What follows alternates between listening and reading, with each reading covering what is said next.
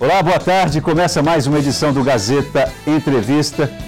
Nesse primeiro bloco, como nós anunciamos no Gazeta Alerta, eu converso com o ex-reitor da Universidade Federal do Acre, professor Minoru Quintara. Professor, a UFAC é claro que vai ser tema das nossas conversas aqui, certamente, mas o que nos mobiliza aqui é a sua condição de novo filiado ao PSDB, uma possibilidade real de encarar aí uma candidatura à Prefeitura de Rio Branco. É isso que nos mobiliza. Queria agradecer primeiramente a sua vinda aqui ao Gazeta Entrevista. Muito obrigado. Bom, e falando a respeito de Prefeitura de Rio Branco, que eu começo a nossa conversa lembrando aqui uma condição colocada pelo governador Gladson Cameli, que apontou Alisson Bisteni como um possível componente de sua chapa. Aí vocês estão ali naquele mise-en-scène, ali naquele jogo de cena, dizendo quem vai encabeçar a chapa, enfim.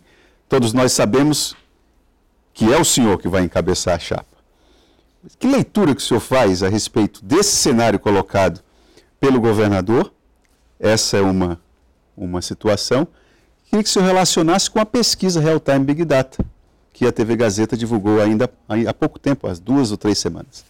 Então, é uma alegria estar aqui conversando com você mais uma vez, também aqueles que estão nos vendo e ouvindo nos seus lares. Um grande abraço em cada um de vocês. De fato, nós tivemos aí estamos conversando, né, Itam? Porque assim, ainda vai acontecer muita coisa, muita água ainda vai passar por baixo dessas pontes, tem muita coisa. E quando eu decidi ir para o PSDB, aceitar o convite para o PSDB, eu disse claramente que iria para construir um projeto que pudesse colocar à disposição da população de Rio Branco para melhorar a vida das pessoas. Porque eu vejo política como um espaço não para vaidades pessoais, para egos pessoais, mas acima de tudo um espaço para servir.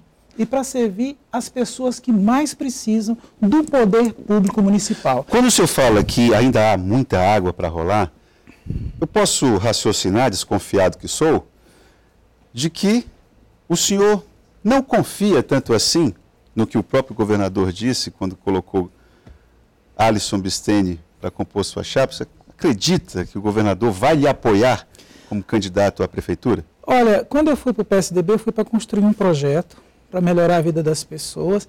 Na realidade, existe sim uma grande possibilidade de eu ser o nome para disputar a eleição em Rio Branco em 2020. Essa realidade existe, mas não está decidido ainda.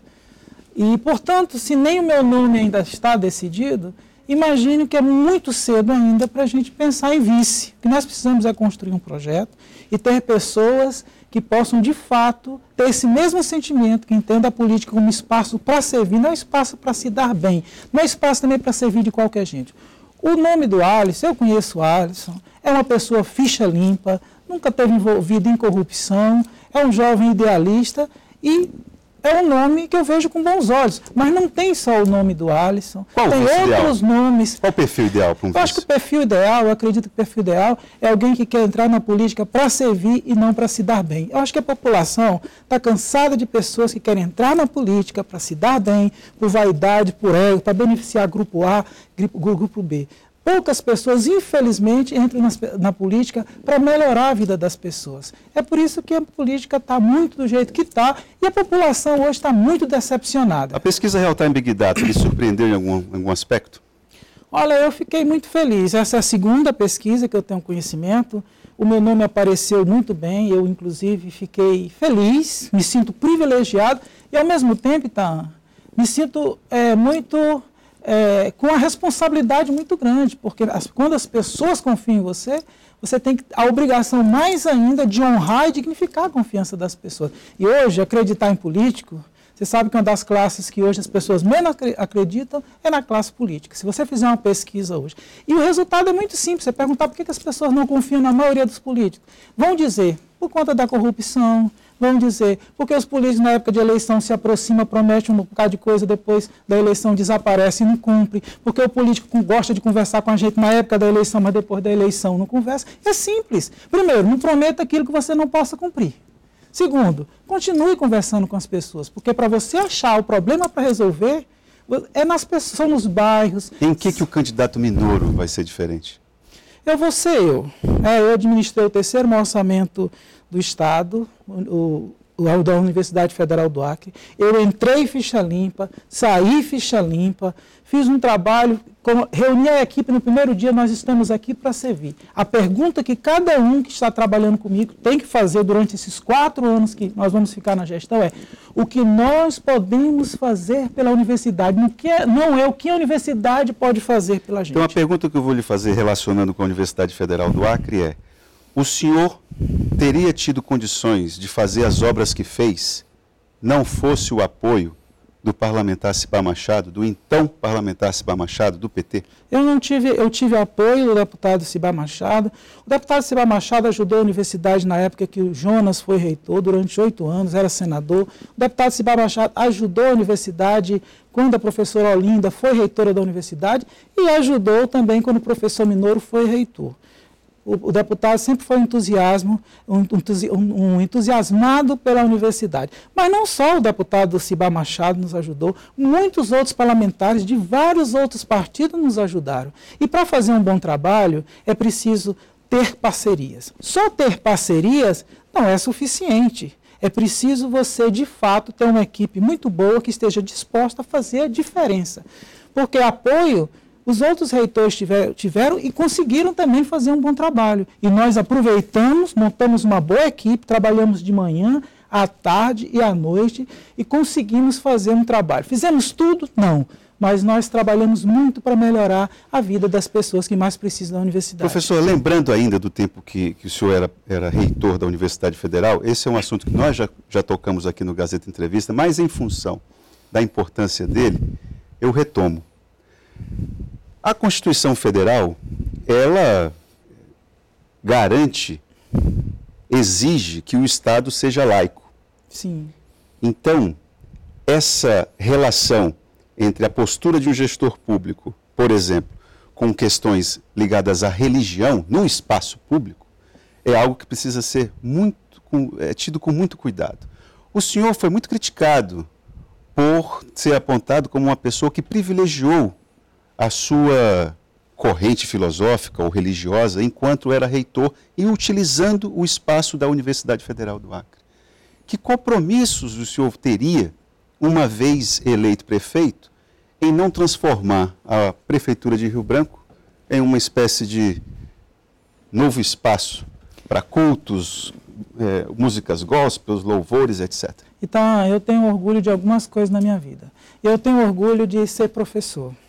A educação salvou a minha vida e eu sei o quanto a educação pode salvar a vida das pessoas, porque eu sou um exemplo do que a educação pode fazer. Eu tenho orgulho, graças a Deus, de ter administrado o terceiro maior orçamento do Estado, entrar ficha limpa e sair ficha limpa. Eu tenho muito orgulho disso. E eu tenho também muito orgulho, eu sou cristão, eu sou evangélico, eu não sou perfeito, eu tento seguir o máximo aquilo que acredito dentro dos princípios cristãos. Mas o espaço público não é. E a Universidade Federal do Acre, como espaço público, é um espaço que você precisa ter a convivência daquelas pessoas que são cristãos, os que não são cristãos. Porque o Estado laico, que as pessoas muitas vezes falavam para mim, não é o Estado ateu. O Estado laico não é o Estado ateu. O Estado laico é aquele Estado onde pode conviver aqueles que têm a sua fé, aqueles que não professam a sua fé, as pessoas que têm os seus partidos políticos, as pessoas que não é de partido nenhum, e essa pluralidade importante é que faz a riqueza da universidade. Então, naquele momento, por exemplo, as críticas nunca, de fato, embora fossem feitas, elas nunca, de fato, correspondiam à realidade. Por quê? Porque na Universidade Federal do Acre, nós tivemos um dos primeiros encontros ateu no Brasil, foi na Universidade Federal do Acre. Então, enquanto eu fui reitor, o ateu tinha um espaço, mas o cristão tinha o espaço, aquele que não era cristão tinha o seu espaço. Que isso é importante, é que todos se convivam e haja respeito. Né? E haja respeito, pensar diferente, ser de time diferente, ter uma determinada religião, isso não pode afastar as pessoas. A gente tem que respeitar as diferenças, que eu acho que é isso que está faltando hoje. Há uma intolerância muito grande quando as pessoas pensam diferente das outras, certo. E a gente precisa respeitar. E eu tentei garantir isso, como eu disse, tenho orgulho de ser cristão, sou cristão, mas mesmo como reitor, jamais eu permiti, eu deixei que outros segmentos, outras crenças, ou quem não fosse desrespeitada. Você acredita que boa parte da desconfiança que o eleitor tem com a classe política seja a incoerência das lideranças? Em uma hora está defendendo uma ideia, e em outra hora está defendendo uma ideia completamente oposta? O eleitor vê naquele líder uma pessoa que defende um determinado ideário e depois, 2, 3 meses, 2 anos depois, essa pessoa já está defendendo algo completamente oposto. Isso traz descrédito para a política ou qualifica a política? O que gruda a qualquer relação é uma palavrinha chamada confiança. Mas isso traz confiança? Não, muito pelo contrário. Você tem que ter posição. É o que eu disse. Se você o que o eleitor pode pensar de Minoro Quintara, por exemplo, então? Pode pensar de uma pessoa que, primeiro, está entrando na política com o objetivo de servir. Quando eu entrei naquela universidade, administrei a universidade, na primeira semana eu não dormi, porque eu assumi compromissos. E eu trabalhei diuturnamente, finais de semana, para cumprir, para honrar, porque meu pai sempre dizia, o meu pai não era cristão, viu? Meu pai era japonês, mas meu pai sempre dizia, então, o que o homem tem de mais importante não é a casa, o terreno, o imóvel, o que o homem tem de mais importante é a palavra. Hoje, se você fizer uma pesquisa hoje, perguntar por que as pessoas não acreditam na maioria dos políticos, eles vão dizer, porque o político promete e não cumpre. Ou seja, não honra a palavra. Então é importante você não prometer aquilo que você não pode cumprir, de antemão sabendo que não pode cumprir. Uma pessoa que já lhe defendeu o seu nome integrando o PT e agora o senhor com o PSDB, isso não é incoerente? Isso não traz desconfiança com o eleitorado? Qual é a leitura que se pode fazer disso? O partido mudou, o Minoro mudou? O Minoro, eu não estou abrindo mão de nenhum dos meus princípios pelo fato de estar indo para o PSDB. Eu não deixei de ser o Minoro que administrou o FAC, eu não deixei de ser o Minoro que há 30 anos trabalha como professor, começou desde a pré-escola até o ensino superior. Eu não deixei de ser o Minoro. Eu tenho, Itaam, pessoas que são amigos de diversos partidos, pessoas que torcem por time diferente, pessoas que são de religiões diferentes, pessoas que nem religiões têm, e a gente consegue conviver, se respeitando, comer o churrasco junto e vivendo. E eu acredito o seguinte, hoje existe muito essa discussão, as pessoas, está saindo da direita, está caminhando para a direita, está caminhando para a esquerda. Eu quero dizer o seguinte, se for candidato a prefeito, eu não vou estar preocupado em caminhar para a direita e nem caminhar para a esquerda, porque o sentimento que eu tenho da população é que as pessoas precisam de gestores que façam esse município, esse estado caminhar para frente. Você está colocando a gestão acima da política. Com certeza. O que é um prefeito hoje? O que é um gestor? É alguém que vai resolver os problemas. Então, eu vou fazer a pergunta aqui do Anderson do Ruilino, professor. Ele fala, boa tarde, Itaam. Pergunta para o Minoro se mesmo com suas convicções, quem manda não é a orientação do partido? Não, eu disse claramente, quando eu aceitei convite, eu conversei com várias lideranças partidárias. Fui convidado. Eu sou uma pessoa de conversar com as pessoas, de ouvir, porque eu acho que precisa, e a política é a arte de ouvir, e é ouvir as pessoas, principalmente onde as pessoas estão. Porque quando você escuta as pessoas lá no bairro, lá nos bairros mais distantes, lá onde elas têm dificuldade, você entende melhor os problemas dela. Então eu conversei com as pessoas, mas o que eu disse bem claro é que eu estou indo, fui para o PSDB, aceitei o convite para construir um projeto que possa melhorar a vida das pessoas. Não é por salário, tanto é, Itaam, não tem um parente meu nomeado. Não tem nomeação de ninguém. O senhor foi convidado a participar do PSDB, a integrar o PSDB, quando foi sondado pelo vice-governador Welles Rocha para ser secretário de Educação?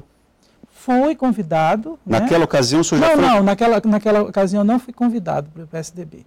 Eu fui convidado, aliás, me fizeram uma pergunta naquele momento, fui sondado se eu aceitaria, se fosse convidado, ser secretário estadual de educação. Eu coloquei claramente o seguinte: eu não aceito cargo por aceitar.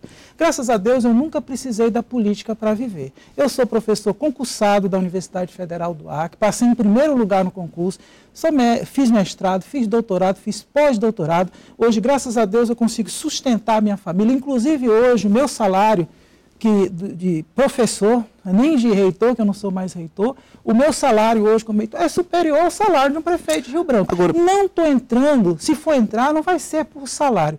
É exatamente porque é o seguinte: eu fico olhando para os meus filhos estão estudando aqui, querem ser profissionais aqui, provavelmente vão constituir família aqui, eu vou ficar no Acre. Se eu posso ajudar esse município, se eu posso ajudar o meu estado, por que eu vou me negar? Agora, professor, para você ver, mesmo como os seus colegas não entendem a gestão acima da política, o senhor, quando foi sondado para ser secretário de Educação, o senhor colocou impôs algumas condições. Uma delas é que tivesse a liberdade de formar a equipe que o senhor julgaria ser correta. Integrantes dessa sua suposta equipe seriam ex-petistas ou pessoas, de alguma forma, que não eram ligados diretamente a partidos da atual situação. E isso não lhe foi permitido. Então, primeiro assim, eu coloquei claramente que eu não aceitaria ser secretário se eu não pudesse ter autonomia para montar a minha equipe. Porque como é que eu vou fazer um bom trabalho se eu não tenho uma boa equipe?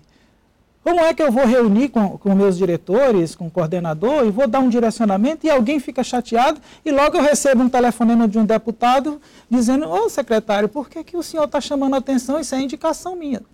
Um gestor, um secretário que não tem autonomia para tomar suas decisões sem depois ter que ter alguém puxando a orelha, como é que vai fazer uma boa gestão? E as pessoas da educação me conhecem. Eu estou há mais de 30 anos trabalhando na educação como professor.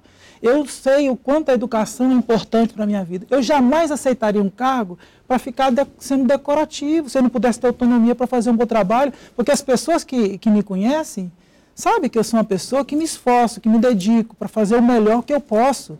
Agora, já imaginou? Para você ser respeitado, às vezes você passa uma vida toda. Para você perder o respeito, às vezes em 15 minutos de besteira. E eu jamais aceitaria um cargo simplesmente por aceitar. Eu só aceitaria se tivesse sido me dado as condições. E eu pedi. Que não lhe foram dadas, né? Não foram dadas, foi isso, não. A indicação de todos os cargos não será sua. Agora, essa questão se indicar a pessoa PT, porque tem pessoas competentes em todos os partidos. A competência não é uma marca registrada de um partido A, partido B. Às vezes as pessoas, mesmo no partido A, só tem gente incompetente, no partido B só tem gente competente. Isso não existe.